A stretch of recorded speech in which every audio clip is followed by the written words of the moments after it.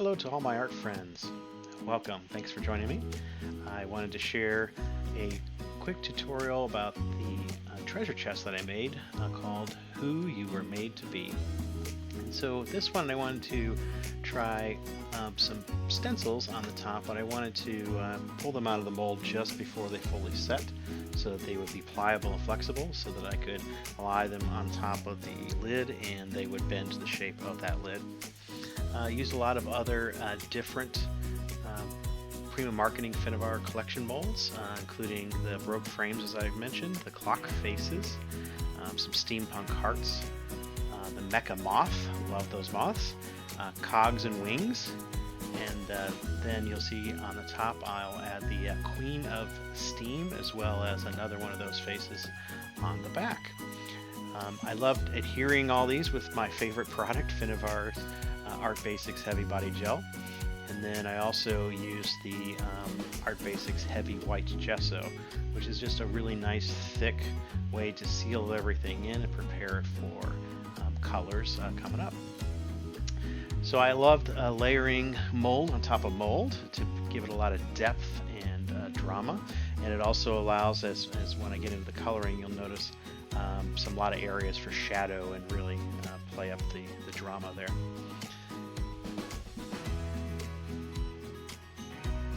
So I continued adding elements, including some found objects. I had some paintbrushes, some other pieces, and just trying things in and out. I also used a lot of the mechanicals as well, so the Prima Marketing Finivar mechanical embellishments, including some tin hearts, some hardware accents, steampunk gears, and as well as the vintage trinkets, all by Prima Marketing Finivar.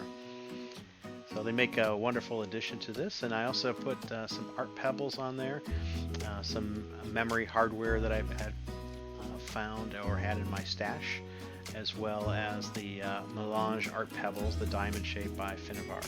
That's her art ingredients.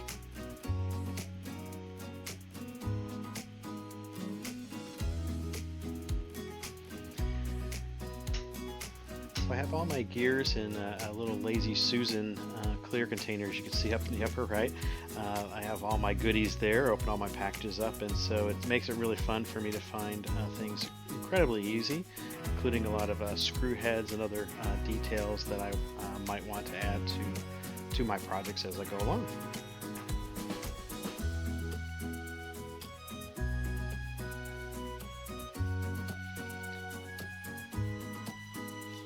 So once I got the basic shapes that I wanted on the sides, I went ahead and gessoed it as well. It's just the same as I did in the front and tops. However, I wanted the sides to be simpler because there was so much wonderful drama going on the front and the top and the back. So I also wanted to be able to have folks grab the latches on the sides without too much depth of molds being on the project.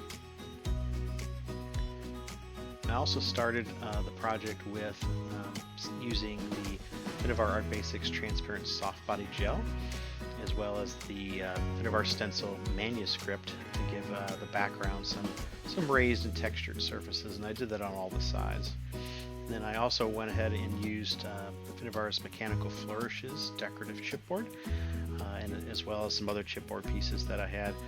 It just starts to build those layers upon layer, which is kind of fun. Then I went ahead and I love working with the color wheel and seeing what I want to do with colors and just playing around. And this one I challenged myself to do a color triad, so blues, greens, and yellows. Not my normal palette, but I thought I would challenge myself to try something new. And it was going very, very well. So those colors specifically are the Prima Marketing Finivar Art Alchemy Liquid Acrylics.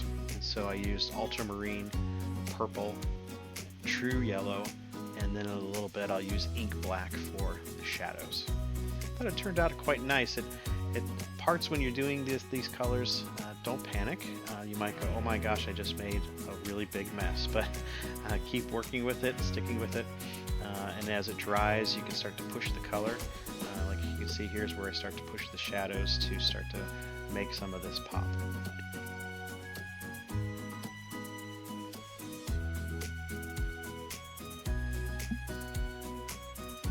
also important to continually dry between the layers. So off camera, I'm drying between everything or letting it dry overnight so that the liquid acrylics can set really good. And then one of my favorite parts is getting out the waxes. So Finnavar's Alchemy Metallic Wax, I used patina green, green brocade, vintage silk, and vintage gold.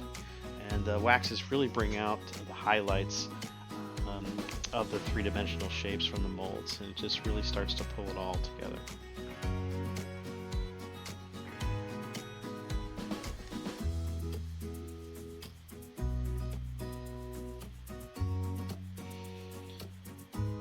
And at the bottom of the piece, to wrap up, I added some rounded upholstery feet so that the chest, when it's moved around, wouldn't drag or get beat up in the corners. And then finally, I did some splatter effects at the end to really just bring it all together. And here you can see I'm using the vintage silk to really just bring out the highlights. And it looks less colorful in some of the areas because I really wanted the highlights to shine. So I hope you enjoy that, and thank you for tuning in. Please check out our blog and please subscribe.